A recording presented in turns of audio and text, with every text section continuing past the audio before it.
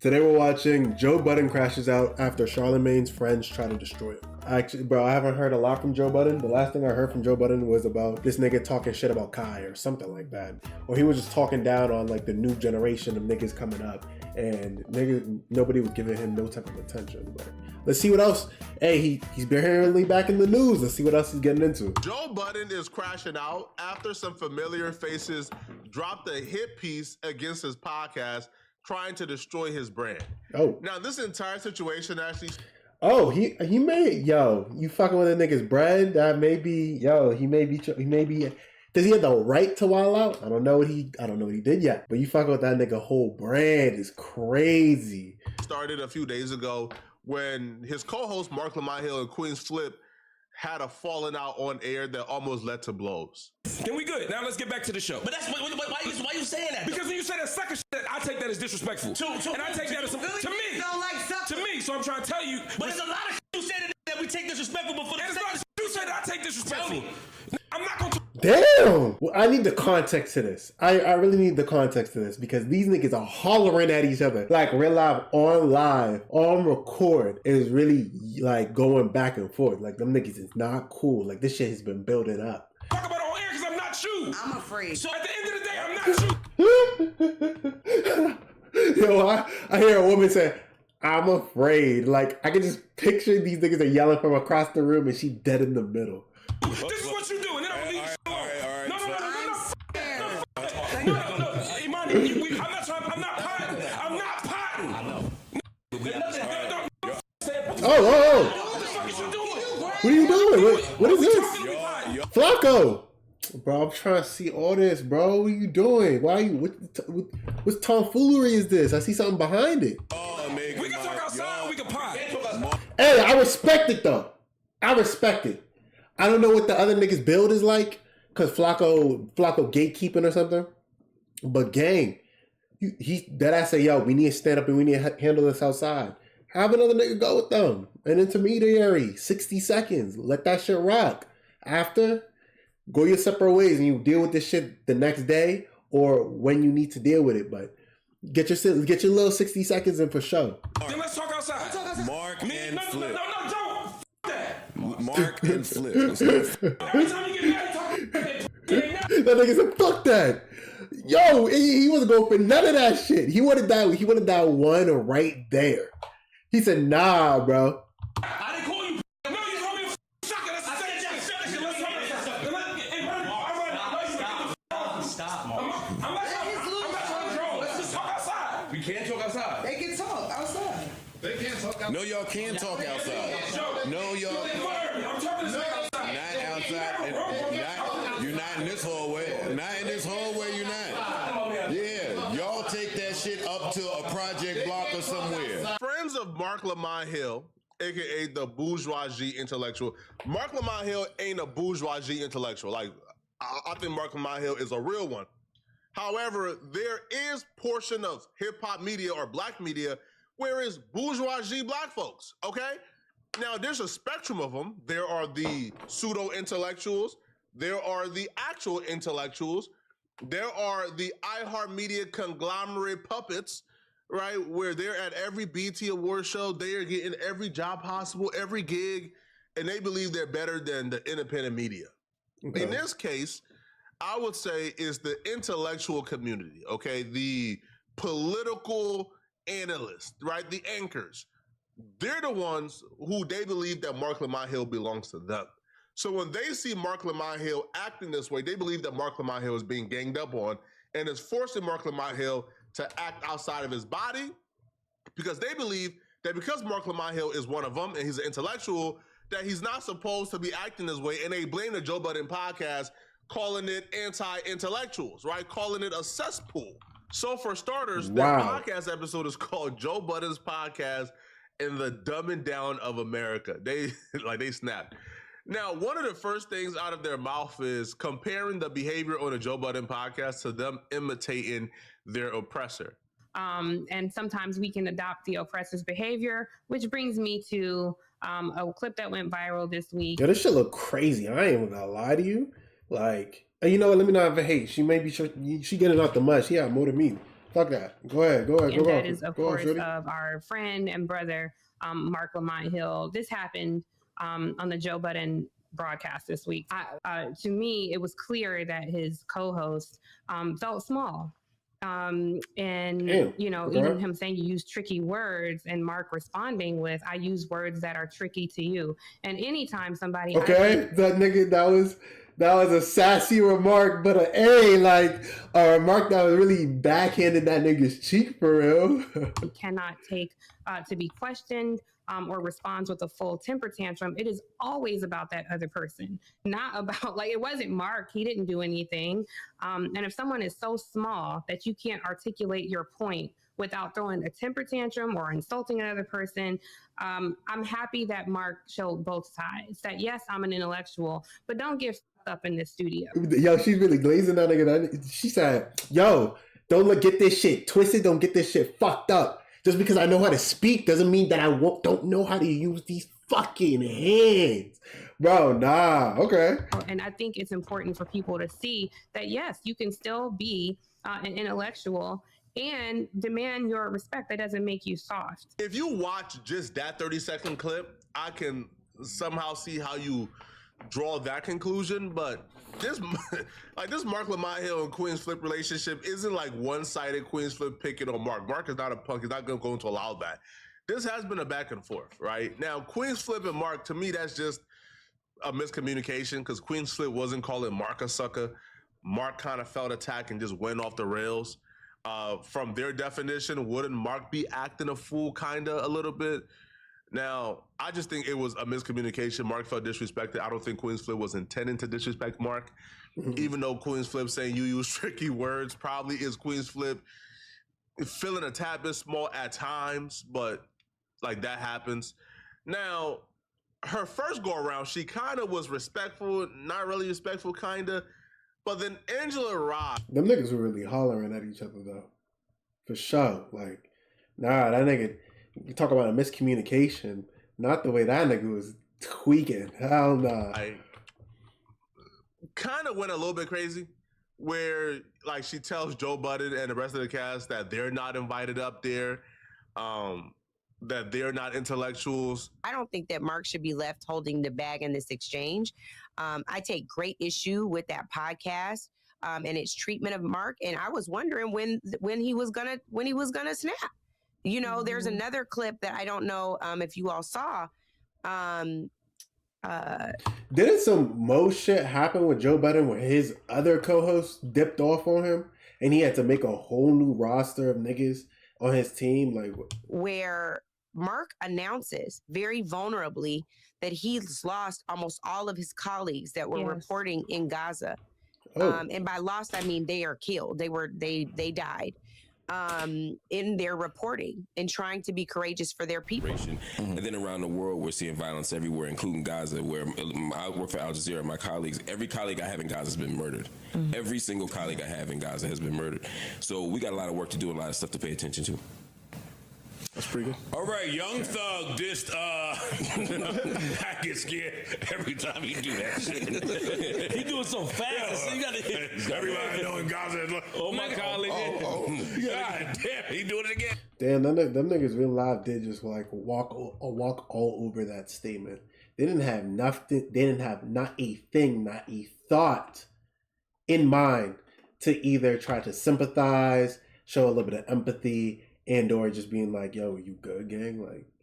I know, that can't be easy. You feel me? Just showing some type of, humanity. You feel me? Them niggas said, can't do much with that anyway. Nah, gang. Them niggas really just dipped out on, just walked all over that statement. That nigga Mark, boy. Why you don't never support him when he start talking that shit? You support him very well, sweetheart. He has my full support, but I also know that once he says something like that or we discuss something like that, then we're just like, okay, what's the fucking pivot? What's the pivot after we talk about every journalist on the Gaza Strip being murdered? What's the pivot? Okay, no, for surely. I thought, for whatever reason, let me never say that. I personally thought that was a segment, right? That's just you just broke into conversation. That is where shit gets a little twisted. Hold on.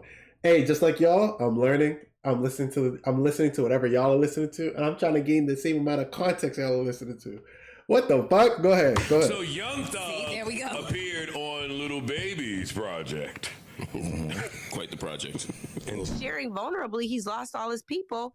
And Joe Budden's transition, not this other guy, I don't know everybody's name, but not this other guy. Joe Budden's transition is like, and Young Thug, like just no mention of like, are you okay? Yeah. How do you feel? Who was lost this week? How did they die? Just like nothing. So there were follow-up questions. There were follow-up questions that could be had. That's what I'm talking about. But I don't know if that was a segment or he just broke into that, or they were just going freestyling it. Like, you feel me? Without any follow-up, without no context. Okay, cool, I guess. But like, nah, like there's definitely ways you could have definitely taken that whole statement a different way. Tips point around curiosity. If you can't find curiosity, find sympathy. If you can't find sympathy, find empathy. If you can't find empathy, find compassion. Because if you don't, the person who is in a constant state of grief, at some point that grief turns to rage because there's not a safe container for it. So we say on this show, welcome home, and we mean that. Of course, Mark is welcome anytime. I don't know about the rest of them. So I just want Mark to know I'm praying for you, brother. You know that. And I want better for him. I think that he deserves to hold space with people who are at least more compassionate and more eager.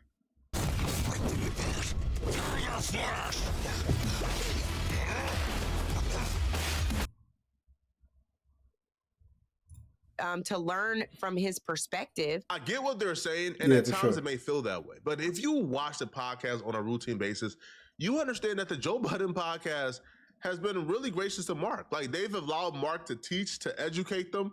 They've welcomed Mark in with open arms.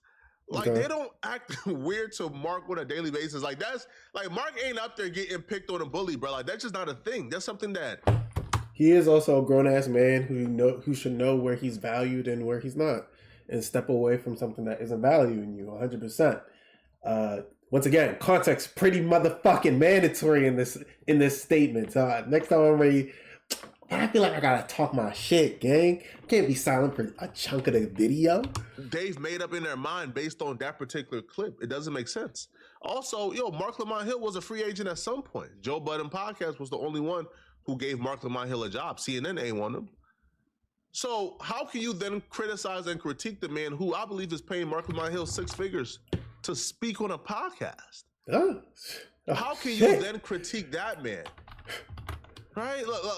Like for example, I'm not sure if y'all have the infrastructure to hire Mark, but why y'all? If it's home for, then why y'all didn't give Mark a job? If Mark is so great and perfect, and y'all wanted Mark on your team, you can criticize someone who gave Mark a job.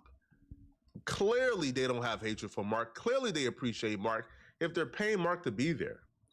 Now, the other chick, Tiffany. So Tiffany Cross came back, and she would even extend it further and say she has no interest in hearing any opinions from people like Queen's Flip, just diminishing Queen's Flip and everything he has to offer completely. I'm not saying it's something wrong with engaging the flips of the world. I would never say, Andrew, Bakari, Angela, y'all should not engage the flips. I'm saying I, Tiffany, have no desire to engage the flips of the world. I don't choose to be in a conversation, but that's just not my ministry. I wouldn't be good at it. And I just have no desire. And yes, I do not respect everybody's opinion on everything. And yes, we respect each other's opinion here on most things, but there are some things. I mean, Bakari, if you came to me and was like, your period coming, you got a cramp, this is what you need to do. I'm probably like, what are you basing that on, Bakari? Like, where did you get that from? Like, that's not necessarily your. I mean, she. Okay, talking negative, I can see that. But like, she just making a statement. Nothing crazy, nothing too crazy, nothing too absurd. Talking about how she looks at the world or her perspective. So I can't hate on it. But nah, for sure. Area of expertise. I might not. Got that off. I got that off the Instagram. fuck is this The lady on Instagram said if you eat steak when your period starts. I'm just telling you what the lady on Instagram told me. Listen, depending on how bad the cramps are, I might listen to his ass. So I'm sorry. That's where we differ. You desperate. But I hear that so often that people like, oh, well, I got a hunch, or I got it off Instagram, or I saw it on TikTok, or I know for a fact. Well, how do you know for a fact? And then more often people told me because so-and-so told me, then you don't know for a fact. If you didn't talk to the source, then you don't know something for a fact. So I don't respect everyone's opinion. I have no desire to engage. Joe Budden will respond back pretty viciously. Now, in his response, he will call them Charlamagne. Yo, gang, did you put on some Carmax? Yo, some Vaseline? Nah, for sure. If you guys don't know what Charlamagne is old JPP terms, right? So back in the day when Joe Budden and Charlamagne was actually beefing, Joe Budden would kind of call the crew like the orbiters of Charlamagne the God. He would call them Charlamites, right? Those are people who probably come with the Breakfast Club here and there or Brilliant Idiots here and there. They're like in Charlamagne the God's crew. Angela Rye is a Charlamite. So when Joe Budden kind of hears the critiques of Angela Rye, he kind of hears it as, oh, you only dissing me because me and Charlamagne don't get along. And that's his perspective, okay? So Joe Budden starts off by kind of sunning Angela Rye, letting her know that he don't care about her like not inviting them on the show or her disinviting them because he would never be in the same room as her. Like, he is too accomplished. My acceptance of her non-invitation. He must not be able to show the clips or something, gang. Like, or he must get like copyright striked or something, because I feel it. Like, damn, gang. Becomes relevant, right? Like Angela Rye, I can assure you, like, I've got over 25 years in this business. I can assure you, if you and I are in the same place, it's a mistake on my part. Like, I'm all for people saying who's invited and uninvited places, so I ain't mad at it. But we would never be in the same space. You, quote unquote, intellectuals seem to be pulling a lot from places that, again, like it said, you admittedly know very little about. It just comes off a way. Yeah, it comes off a way. It's like if you put, especially when you pretending that. See, especially when you pretending to do all of this super black kumbaya. I got a problem with that too. I got a problem with the people that masquerade as kumbaya, super black, all for the people, and will be the first one to tell you how we're different. I come on here every week and say we're less different than we are alike. We just got different ideologies. But I'm not going to keep listening to people who, in 25 years, I've never said the name Angela Rye. I don't give a fuck about nothing y'all talking about over there. I'm saying that respectfully. I don't come on here and say a word about any of that shit. I expect reciprocity. You could have titled that clip totally different. That's true. Don't claim to be super pro-black and then take the #1 black urban podcast and put that type of stink on it because you think you got a friend over here. That don't give you a license. I don't think it's that. Okay, I don't think if Mark was here. Are they the #1? It's like, no, let me not hit on their success. No. I mean, fuck it, yo. That's his perspective. That's how he run it. You feel me? And if shit is, I don't know what would happen. Would they have like an intellectual like debate off?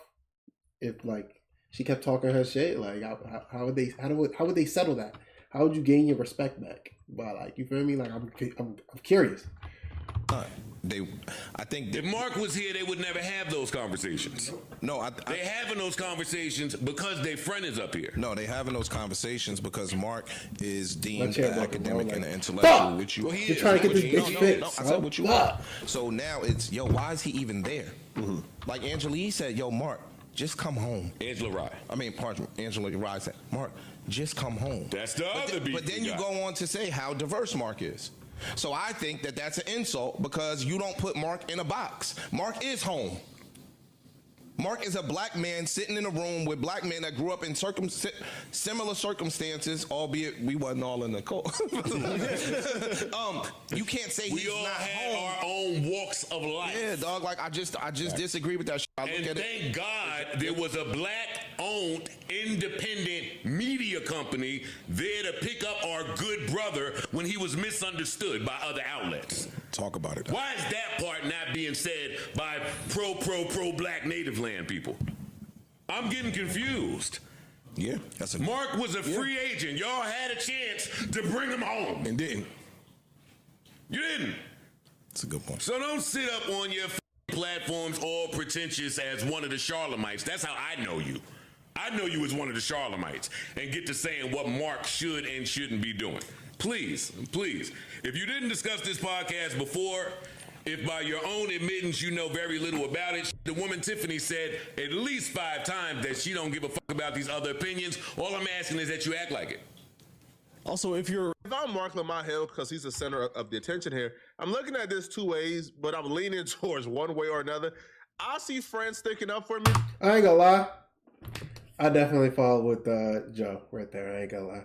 You feel me? He show your loyalty. I'm real big on fucking loyalty. I'm real big on fucking loyalty. You feel me? So, them niggas is just talking highly of you. Everybody talking highly of you. You feel me? I don't think anybody's talking negatively of you. But like, nah, how he should move between the Charlamagne woman, because I'm not gonna lie, I do not remember their name, and Joe Budden. Joe ain't say nothing negative about you. That motherfucker said, hey, yo, I offered him a job. Okay? That nigga took that job, makes good money, and he just tells us the extensive knowledge and information that he knows, and we just rock, baby. So, nah, I see it. But once I hear friends talk about, oh, you shouldn't be over there, they're not good for you, and I look up and I say, wait, hold on, this the only people who offered me a job? Hold on, they pay me this. Hold on, this the most popular black podcast on earth. Hold on, you don't want me to be on this podcast? And you my friend? Hold on, bruh. Hold on, man. Something ain't right here. Now, has Mark Lamont Hill ever got, I don't know, an invite to be a permanent host on their pod? I don't know. Because when Mark Lamont Hill got fired, Mark Lamont Hill was on YouTube doing 300 views and he was kind of stuck in between. Mark Lamont Hill is an intellectual with a lot of offer who's super smart, but Mark Lamont Hill isn't quite, like somebody who is well-versed in creating a YouTube channel, right? In the production, in different things you need. Like, he's not well-versed. He's a creator. He wants to come. He wants to like make content and educate. He don't really know about the crux of how to grow. So he was stuck. Joe Budden gave him a lifeline, and now you guys are telling him, man, you shouldn't be over there, man. They don't value you. So where should he go? The Native Land podcast or CNN? Where should he go? Because CNN fired him. Let me know in the comment section. What do you guys think? Yo. Damn, I ain't gonna lie. I definitely think he needs to stay where he's at. It didn't seem like they was talking shit about them, shit about him whatsoever. It sounds like it was all love, and there was some type of miscommunication, even though they got to yelling and rapping back at each other. Like, nah, bro. But no, like, at the end of the day, if everybody saw you out and about trying to eat just like them, and somebody invited you to their table, stay loyal, bro. Stay loyal. Stay loyal. That grass may not be greener. But that being said, thank you guys for watching. Appreciate you guys. Love you guys. Anybody that does watch, at the end of the day. And grit your teeth and chase your dreams.